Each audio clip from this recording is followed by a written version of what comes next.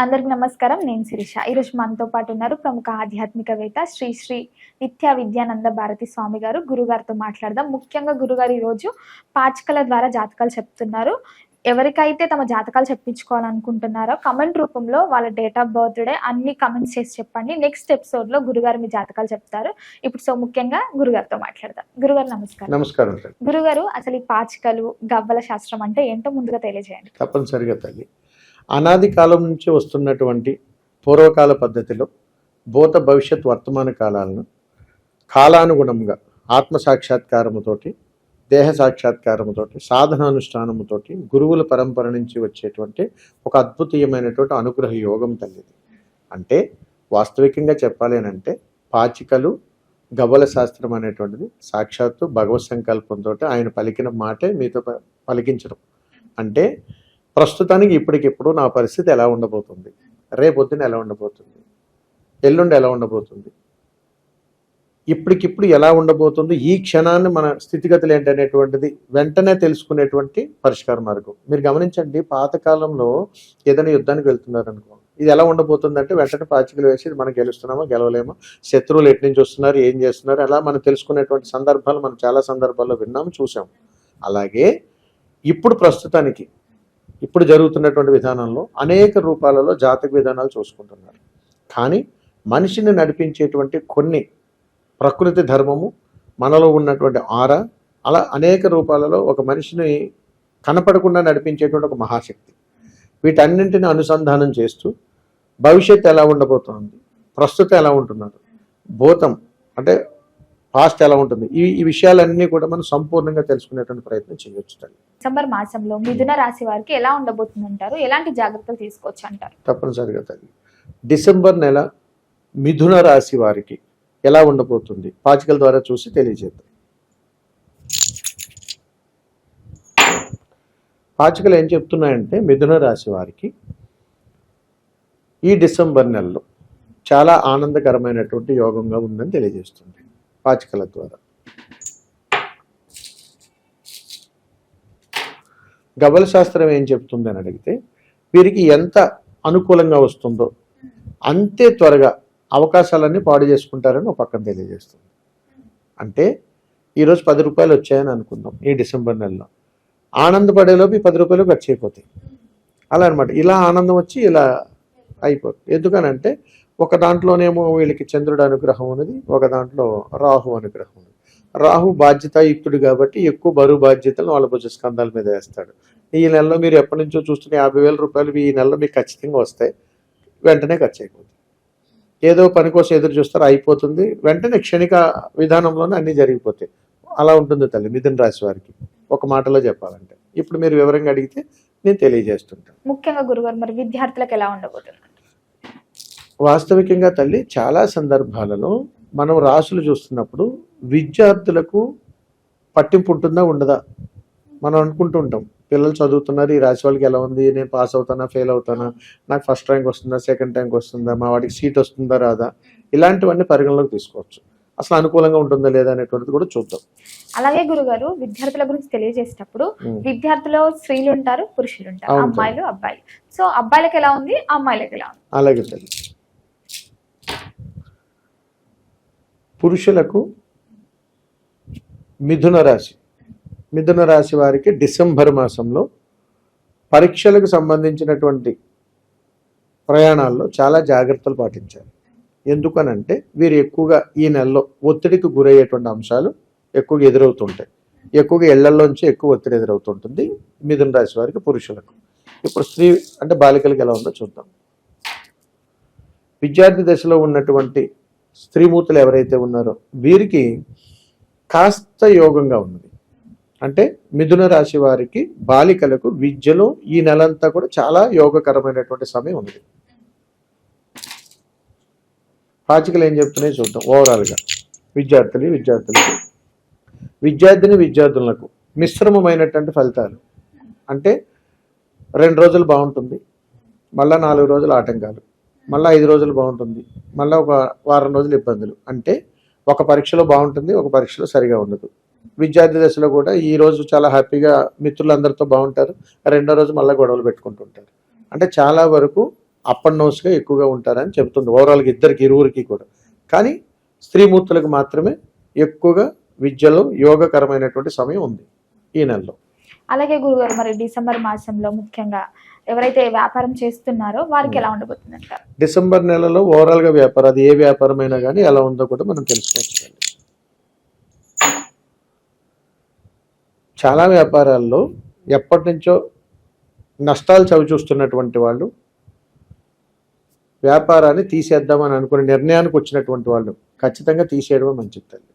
ఇంకా ఉంచుదాం, చూద్దాం, చేద్దాం అనేటువంటి ఆలోచనలు ఉంచుకుని పొడిగించుకుని వ్యాపారాన్ని ధన నష్టం కోసం ఎదురు చూడొద్దు. ఖచ్చితంగా అలాంటి ఆలోచనలు ఉంటే తీసేసేయండి. రెండవది, మిథున రాశిలో వ్యాపారానికి సంబంధించినటువంటి వాళ్ళు, కొత్త వ్యాపారమైనా పాత వ్యాపారమైనా ఎప్పటి నుంచో జరుగుతున్నదైనా, ఇవి జటిలమైనటువంటి సమస్యలకు ఎలాంటి పరిష్కారం ఈ నెలలో లేదు వీళ్ళకి. కానీ ఆ ప్రాబ్లమ్స్ అన్ని ఫేస్ చేయాలనే ఉంది కాబట్టి ఎదుర్కోవాలి. ఇంకా 2-3 సమస్యలు ఇంకా యాడ్ అవుతాయి, కొత్తగా యాడ్ అవుతుంటాయి. వ్యాపారం ఉంది, ఏదో హోప్స్ పెట్టుకుని ఎక్కడో 10 లక్షల అప్పు తీసుకొస్తే అది సమకూరకపోవడం, ఈలోపు ఇలా ఇబ్బందులు పడటం వ్యాపారంలో, ఇలాంటివి జరుగుతాయి తల్లి. ఇదే మిథున రాశి వారు కొత్తగా ఏదైనా వ్యాపారం చేయొచ్చా, ప్రారంభం చేయొచ్చా, ఇదే వ్యాపారానికి సంబంధించి ఆ ప్రయత్నానికి వస్తే వీరు కూడా ఏ వ్యాపారం ప్రారంభం చేయకూడదు. మిథున రాశి వారు డిసెంబర్ నెలలో ఏ వ్యాపారము ప్రారంభం చేయడానికి అనుకూలత లేదు. ముఖ్యంగా గురుగారు ఎవరైతే ఈ ప్రైవేట్ సెక్టార్ లో ఉద్యోగాలు చేస్తుంటారో వారికి ఎలా ఉండబోతుంది అంటారు? ఎవరైనా ఉద్యోగం మారాలి, వేరే ఉద్యోగం చేస్తామన్న ఆలోచన ఉన్న వాళ్ళకి ఈ మాసం అంతా మీరు ఏ జాగ్రత్త చెప్తారు? డిసెంబర్ నెలలో మిథున రాశి వారు ఉద్యోగంలో తీసుకోవాల్సిన జాగ్రత్తలు ఏమిటి, ఎలా ఉండబోతుంది? ఓవరాల్గా మిథున రాశి వారికి ఉద్యోగంలో కొత్త కొత్త పరిచయాలు ఏర్పడతాయి తల్లి ఈ నెలలో. వీళ్ళ సత్సంబంధాలు మెరుగుపడతాయి. ఎప్పటి నుంచో గొడవలు కూడా మిత్రులు కలిసిపోతారు. ప్రేమ వ్యవహారాల్లో అనుకోకుండానే చాలా మలుపులు తిరిగి అపార్థాలు చేసుకున్న వాళ్ళు అర్థం చేసుకునే ప్రయత్నాలు కూడా జరుగుతాయి. ఒక అద్భుతమైనటువంటి ఆనందకరమైనటువంటి పరిస్థితిని ఖచ్చితంగా ఎదురు చూస్తారు. అదే ఉద్యోగాల్లో వీరు ప్రమోషన్లు కానీ, ఎవరైనా ఉద్యోగాల్లో చేబదులు తీసుకున్నటువంటి వాళ్ళు కానీ వీళ్ళకి అనుకూలంగా సమయం కాబట్టి ఆశాజనకంగానే ఉంటుంది ఉద్యోగస్తులకి ఈ నెలంతా కూడా. ముఖ్యంగా గురుగారు ఎవరికైతే వివాహం జరగలేదో వివాహం గురించి ప్రయత్నించే వారికి ఈ మాసంలో స్త్రీలకి మరియు పురుషులకి ఎలా ఉండబోతుంది అంటారు? మిథున రాశి వారికి ఈ నెలలో ఉద్యోగ ప్రయత్నాలు వివాహ ప్రయత్నాలు అనేటువంటివి ఎలాగుంటాయి? వీరికి వివాహ ప్రయత్నాలు, పురుషులకి ఏదైనా ప్రయత్నం చేస్తే అనుకూలత యోగం అనేటువంటిది అస్సలు లేదు తల్లి. ఇప్పుడు స్త్రీమూర్తులకు వివాహ ప్రయత్నం చేస్తే ఎలా ఉండబోతుంది మిథున రాశి వారికి అని చూస్తే 100కి 100% అవకాశాలు ఉన్నాయి. కాబట్టి మిథున రాశి వారికి డిసెంబర్ నెలలో కళ్యాణ యోగం బలంగా ఉన్నది, ఇందులో ఎలాంటి సందేహం లేదు. మరి పురుషులకు అంత యోగకరంగా లేదు. మరి దీనికి పాచికల శాస్త్రం ఏం చెప్తుందో చూద్దాం. దీనికి గురుబలం ఒక చక్కటి పరిష్కారం ఉన్నది తల్లి. మరి మీరు తెలియజేయమంటే అది కూడా తెలియజేయండి గురుగారు. మిథున రాశి వారికి పురుషులలో వివాహ ప్రయత్నం కానీ చేస్తే అవకాశాలు బలంగా లేవు కాబట్టి పాచికల ద్వారా మనకు గురువు యొక్క అనుగ్రహం కానీ ఉన్నట్టయితే తప్పనిసరిగా ఆ కళ్యాణం గడియలన్నీ కూడా ఆసనం అవుతాయి, శుభయోగం వస్తుందని చెబుతుంది. మరి ఏం చేయాలంటే ఒక చక్కటి అరిటాకులో పెరుగన్నం పెట్టి ఎవరికైనా యాచకులకు ఒక ముగ్గురికి వారి స్వహస్త్రాలతో ఇవ్వగలిగితే కళ్యాణ గడియలు వచ్చేస్తాయి. గురుగారు ఇప్పుడు మీరు పెరుగన్నం అన్నారు. సో పెరుగన్నం అంటే అందరూ కొంతమంది ఉప్పు వేస్తారు, కొంతమంది అసలు ఉప్పు ఎప్పుడైనా సరే పరిహారాలు ఉప్పు వాడరు. కాబట్టి ఎప్పుడు పెరుగన్నం అనేది ఉప్పు లేకుండా వారి స్వహస్త్రాలతో అరిటాకులో కలిపి ఎవరికైనా యాచకులకు ఒక ముగ్గురికి కానీ ఇవ్వగలిగితే కళ్యాణ గడియలు అనుకూలంగా ఏర్పడతాయి. అలాగే గురుగారు ఎవరికైతే కళ్యాణం జరిగి సంతానం కోసం చూస్తున్నారు వారికి మరి సంతాన యోగం ఉందంటారా? మిథున రాశి వారికి సంతాన యోగం ఇప్పటికైనా ఉన్నదా లేదా అనేటువంటి చూద్దాం. బ్రహ్మాండంగా ఉన్నది అది. సంతాన యోగం మిథున రాశి వారికి డిసెంబర్ నెలలో ఖచ్చితంగా ఉన్నది. అయితే ఎవరికి ప్రాబ్లం ఉంది, స్త్రీ పురుషుల్లో, అది కూడా చూడొచ్చు. మిథున రాశిలో ఉన్నటువంటి వాళ్ళలో పురుషులలో యోగకరంగానే ఉన్నది. ఏది? సంతాన విషయంలో. స్త్రీమూర్తులలో అవకాశాలు తక్కువగా ఉన్నాయి. అంటే ఇక్కడ అర్థం ఏమిటని అడిగితే మనము సంతాన విషయంలో ఎవరో ఒక సమస్య ఉంటుంటుంది, లేదా ఇద్దరిదే ఉంటుంది. దానివల్ల ఏమిటంటే నాకు అన్ని అనుకూలంగా ఉన్నాయండి, లేకపోతే వారిది ఇబ్బందిగా ఉన్నాయి, లేకపోతే వారిది బాగుంటే నాకు ప్రాబ్లం ఉందండి, హెల్త్ ఇష్యూస్ అని చెప్తుంటారు. అందుకని ఈ రెండు చెప్పాల్సి వస్తుంటుంది. అందుకని ఇందులో ఏం చెప్తామంటే ఓవరాల్గా సంతాన యోగం అనేటువంటిది పురుషుల విధానంలో స్త్రీమూర్తుల విషయంలో ఆరోగ్యపరంగా కానీ మనం చూసినట్టయితే యోగకరమైనటువంటి అనుగ్రహం తక్కువగా ఉన్నాయని చెప్తారు. గురుగారు మరి దీనికి ఏదైనా పరిహారం చేయాలి? తప్పనిసరిగా తల్లి, మనం చాలా సందర్భాల్లో గమనిస్తుంటాం, సంతానం అవ్వట్లేదండి, మా వారికి చూస్తేనేమో అన్ని రిపోర్ట్లన్నీ బాగున్నాయండి, మా స్త్రీమూర్తులు చూస్తే అనుకూలత లేదండి, ట్యూబ్స్ ప్రాబ్లం ఉన్నాయండి అని చెబుతుంటారు.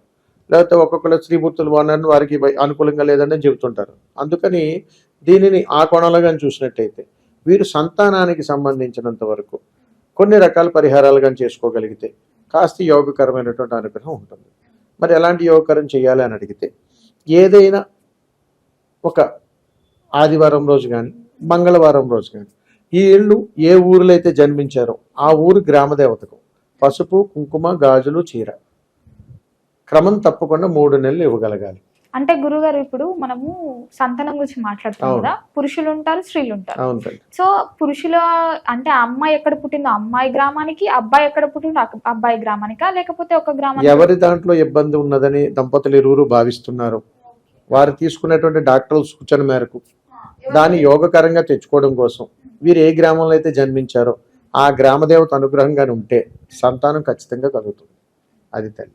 గురుగారు మరి ముఖ్యంగా ఈ రాజకీయ రంగంలో, సినీ రంగంలో ఉన్న వారికి ఎలా ఉండబోతుందంట? మిథున రాశి వారు, మిథున రాశి వారికి డిసెంబర్ మాసంలో కొత్తగా అప్పులు పుడతాయి. రాజకీయ రంగంలో ఉన్నటువంటి వాళ్ళు అప్పులు పాలవుతారు. ఎక్కువగా చేయి చాచి ధనాన్ని ఆ అవకాశాలు ఎక్కువగా ఉన్నాయి. కాబట్టి వీళ్ళు అప్పులు పాలవుతారని ఈ నెలలో ఖచ్చితంగా చెప్పొచ్చు. అంటే మనకు కొత్తగా అప్పులు పుడుతున్నాయని మీరు అనుకోవచ్చు, అంటే ధన యోగం అని, దీని రుణబాధలు పెరగడం, అంతేగాని అది యోగకరమైనటువంటి టైం కాదు. అంటే అనవసర కారణాల వల్ల కూడా వీళ్ళు ధనాన్ని తీసుకుంటుంటారు. అలాంటి పీరియడ్ ఇప్పుడు వీళ్ళకి ఈ నెలలో ఉన్నది. కాబట్టి రాజకీయ నాయకులు ధనం విషయంలో కాస్త జాగ్రత్తలు వహించాలి. పాచికల ద్వారా ఎలా చెప్తుందో చూద్దాం.